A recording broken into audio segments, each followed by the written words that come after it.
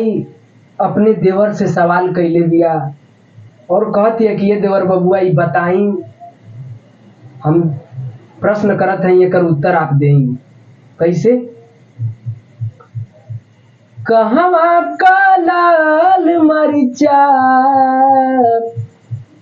कहवा का लाल मरिचा, कहवा का बंडा हो, कवन जगहिया देवरू रहे हरदम ठंडा हो, कवन जगहिया देवरू रहे हरदम ठंडा हो, कवन जगहिया देवरू।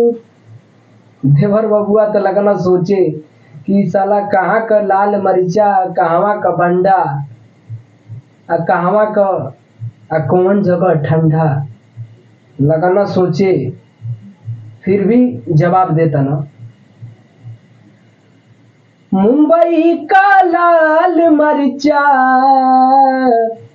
देवरिया का बंडा हो,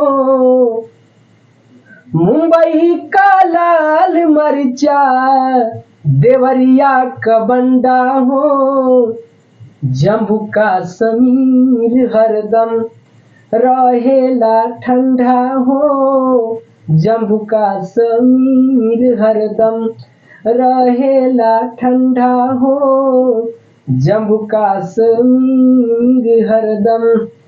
देखिए भैया, मुंबई का लाल मरिचा है और देवरिया में सबसे अधिक बंडा बोल जाला, यहाँ से लाद के दिल्ली मुंबई सब जाला।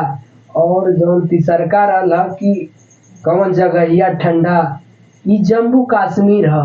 हमेशा केहू कौनो समय जा हमेशा ठंडा महसूस होला, वही से सवाल गलत ना रहला, सही रहला।